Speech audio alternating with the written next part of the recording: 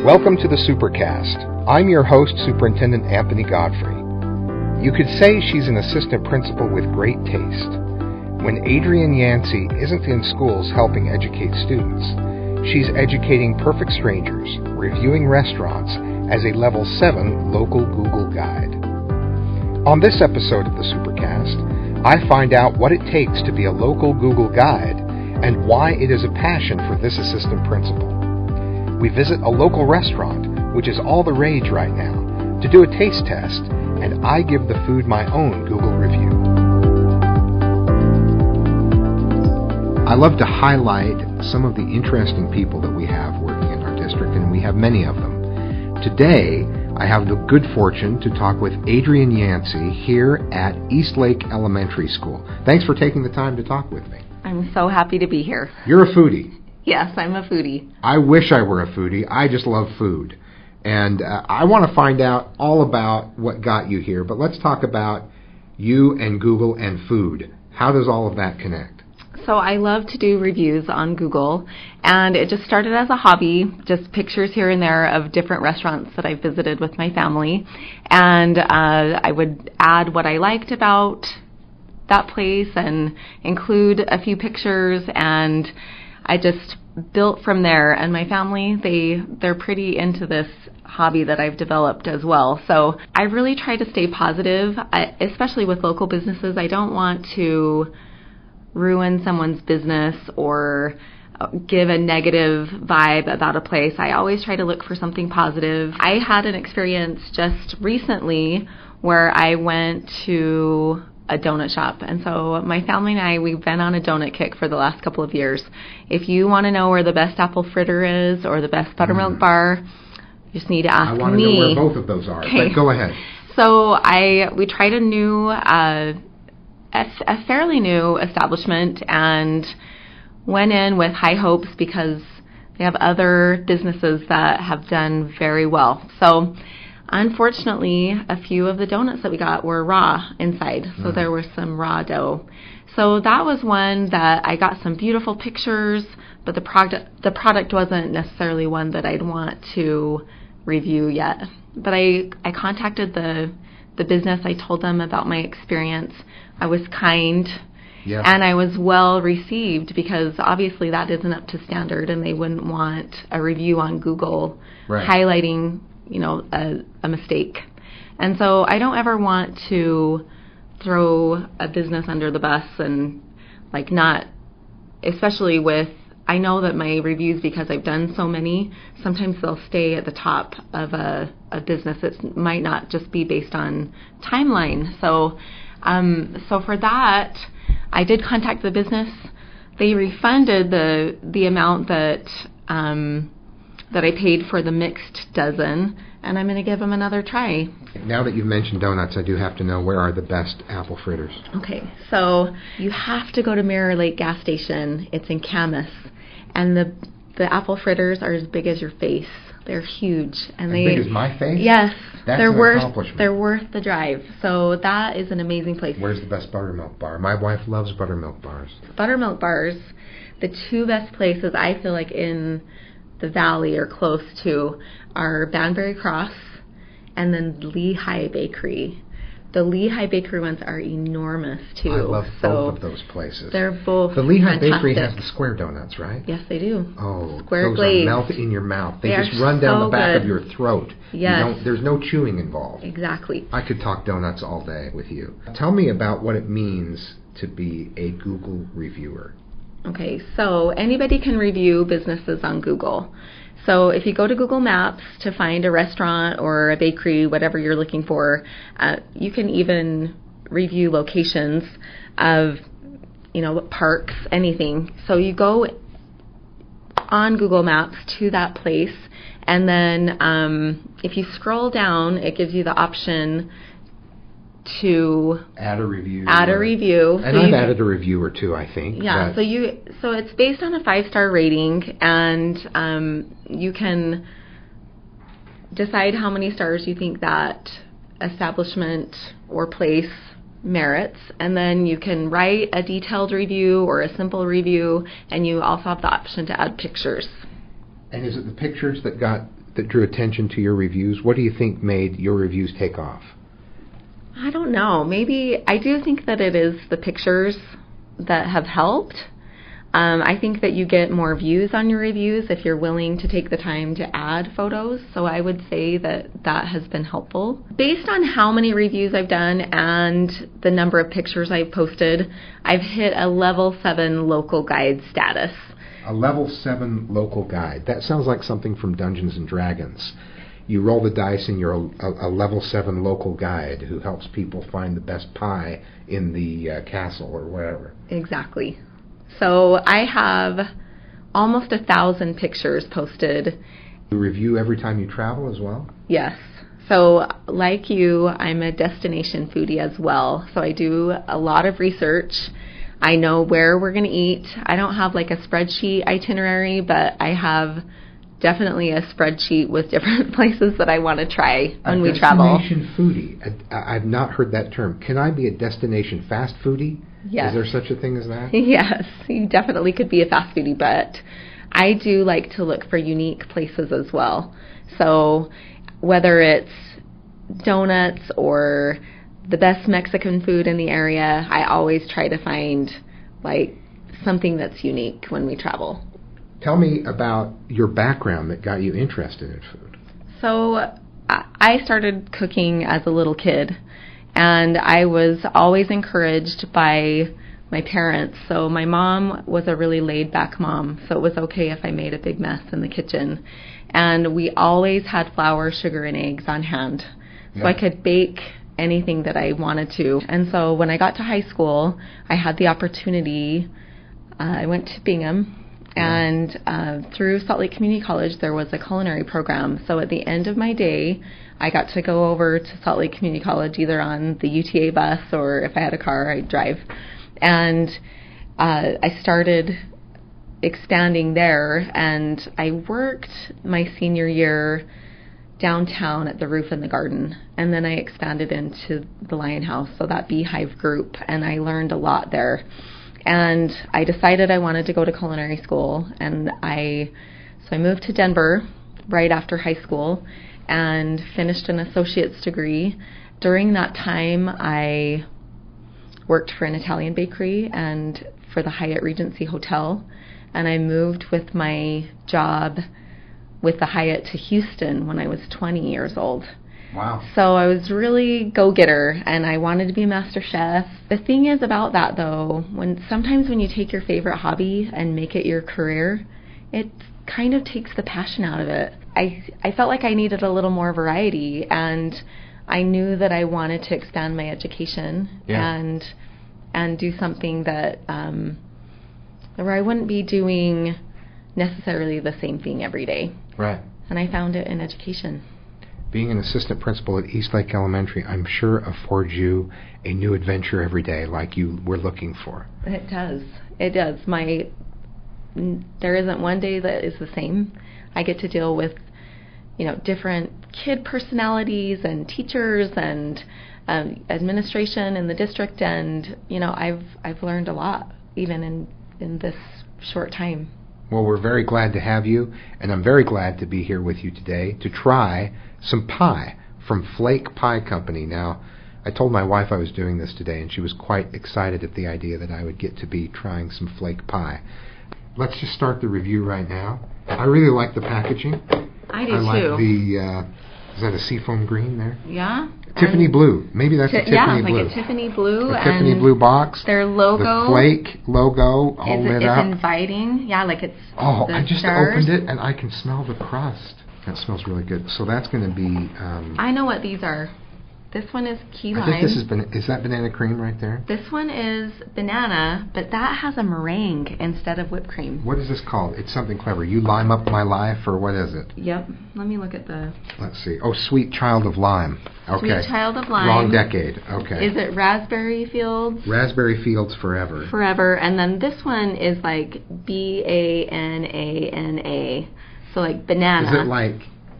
Is it like Gwen Stefani spelling it out? Yes, but something that's unique about this one, in Utah we're generally used to banana cream pie having a whipped cream, like a whipping cream topping. Yeah. And this one is meringue, which is more common in the South. Wow. So, I'm going to admit that I don't normally eat things with bananas in them. I don't trust those phantom seeds that they have in them. But okay. I'm all in today. I'm going to go for it. Okay, what do you want to start with? Sweet Child of Lime. So this one has a graham crust. A graham crust. Yep, okay. This one has a graham crust. I'm going to dive right in there on that one slice. Okay. Ooh, the texture looks good. I lost a little bit of crust. Yeah, talk me through what's coming to mind here as we scoop this out. Okay, so if this is an authentic key lime, now generally it's probably just regular lime juice that they made this with. Now a key lime, they are tiny and they really do, come from... Does that look like a little key lime slice on top? It looks like well, it could be, or it could just be regular lime. But regardless, key limes are really tiny and they're hard to juice. If they bought key lime juice, that's totally possible too.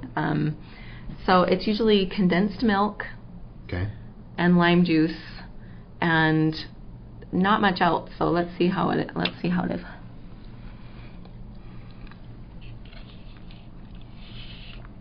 I think the filling, the texture is really good. It's sweet. I don't think I could eat.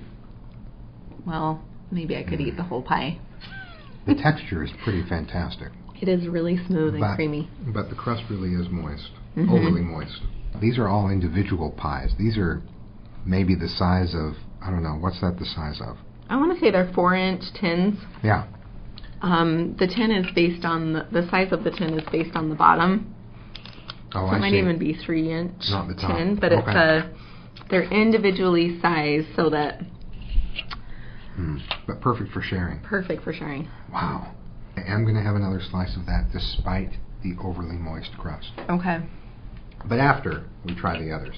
I think that's Do smart. we cleanse the palate in between? Do I need some European spring water or anything to cleanse in between? That would have been nice. Well, I'm sorry we didn't have that. Yeah, me too. All right, so now we're going for Raspberry Fields Forever, right? Yes, Raspberry Fields Forever. Okay, if I remember correctly, it's supposed to be Strawberry Fields Forever, right? It is, yes. But John Lennon would object, I'm sure. Oh, this one's a little bit softer. It is softer. Do you view that as a negative, or is that okay? Well, it might just be...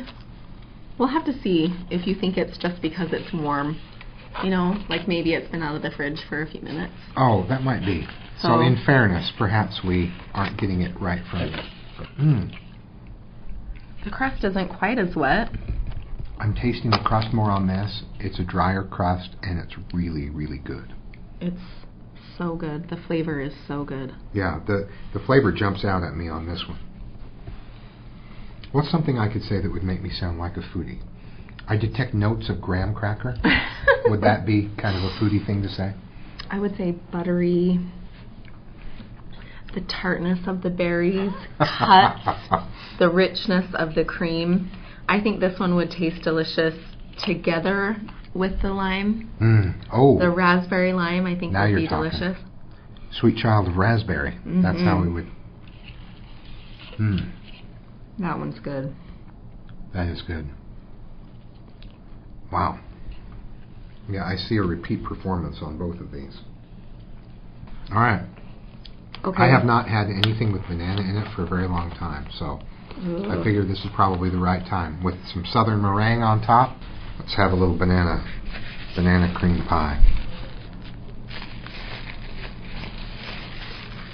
I think banana's hard because if you don't get it fresh, then the bananas discolor and they can be too soft. Wow. This is not bad. I'm having a second bite already.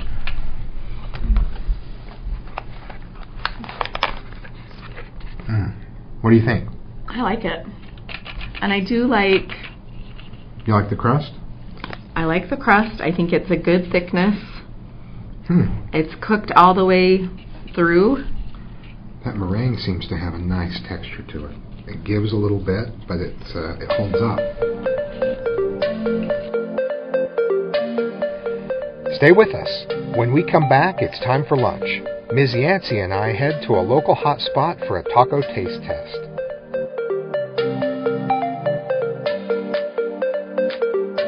If you're ready to start your child on the path to personalized learning, we're ready to help.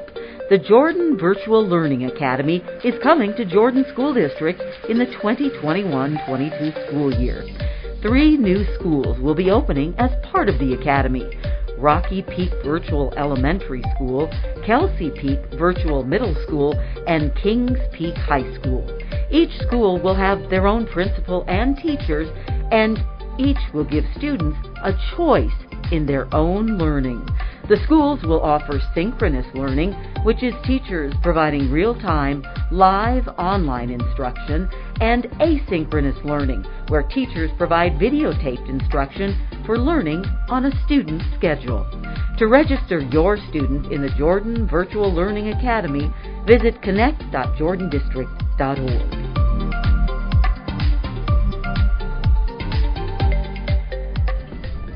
All right, we're now here on location in a restaurant, and Adrienne's going to tell us a little bit about this restaurant, what it's called, and why we're here. Okay, so it's called La Casa del Tamal, and we're in West Valley. And I found this place on Instagram. There was one of my friends that did a review and took some really great pictures. And I've been excited to try the birria tacos with consomme for a while because they've been popping up at different restaurants all over the valley. This little place, I don't think it's been open very long. It's a great ambiance in here, and I think it'll be really fun. The chips and salsa are a win already, and I'm looking forward to trying this dip taco. Actually, a former student of mine on his Instagram story showed that he'd made this at home. And it looks like you cook the meat and then use the sauce and blend some vegetables. Do you know the process for creating it? Yeah, I think the meat is stewed, so like it's in a pot of cooking liquid, and then they take the meat out and shred it, and then use the broth with the vegetables and use that as your dipping sauce. And then the stewed meat goes into the taco, and then you dunk it. Yes. All right. We want to try the tacos de birria con consomme, the beef. 2 orders. Do you want? Yeah. Let's make it 3. 3 orders. Yeah. Thank you. These chips and salsa actually are really good. The salsa, I can't put my finger on it. You probably can, but it's a little bit different from what I'd normally expect. It is. I think the texture is like tomato soup, but then it has really good flavor. Yeah. It's about 11:15. We tried to beat the crowd, and the restaurant's already mostly full. They do have some spaces left, but I'll bet it's going to fill up quickly. And we have a table of construction workers over there, and that says to me this is going to be a great place. There were people waiting outside for the doors to open, so that's a good sign too. All right, I like being an insider here on the early end of a trend. So that is a deep, rich sauce. That is a deep, rich sauce. And there's a lot of tacos. Yeah. And we get 4 tacos each. All right. Shall we get a picture of this? Oh, yeah. This is a really deep, rich-looking sauce. What would you call it? Is it a consomme? Consomme. Okay. So the cooking liquid. Ooh. Wow. Right. And a crisp shell on the taco. Piping hot. This looks fantastic. It does look fantastic. Oh, that is so good. That is so good. Nice crunch on the shell. That meat is so tender. The meat is very tender. A chunk dropped in. I'll get it when the consomme gets consumed.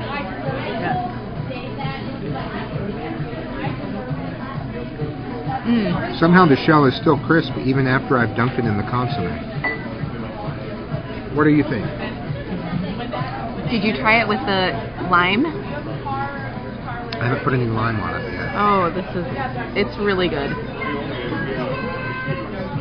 I think that it is meeting my expectation. So, I think one of the things they do as well, I know they dip the shell into the consomme and then before they crisp them up on the grill, and that's why they have that beautiful reddish yellow color. Yeah, it does look great. Let's kind of summarize. We started with pies and started with dessert. What's your recommendation? I really enjoyed flake. I thought that the pies that we tried were good. I think the banana was my least favorite, but it wasn't bad. I loved the raspberry. I loved the key lime. I thought the crust was good. It was a little bit different on all of them, and I'd definitely go there again. I would go there again, and I would recommend it. Now, let's talk tacos. Let's talk tamales. What do you say about this restaurant? So, the tacos are phenomenal. The consommé is so flavorful and delicious. You literally could drink it when you're done dunking your tacos. The texture of the shells were perfect. They weren't too crunchy, but just crisp enough that it had a great texture, and it held the texture the whole time that we were eating. The tamales, I think, were good, but I was so full from the tacos that I didn't give them very much attention. Yes, the tacos are the star of the show, and I've had a lot of Mexican food, but this is unlike anything I've had before. The consommé tastes fantastic, and the texture and flavor was just fantastic, out of this world. The beef is so tender, and just say it again, this was a delicious meal. Okay. So I would highly recommend this place as well. Casa del Tamal and Flake, both highly recommended. Thumbs up, 4 thumbs up. Well, thanks for joining us on another episode of the Supercast. I'm going to clean my plate. Remember, education is the most important thing you'll do today. We'll see you out there.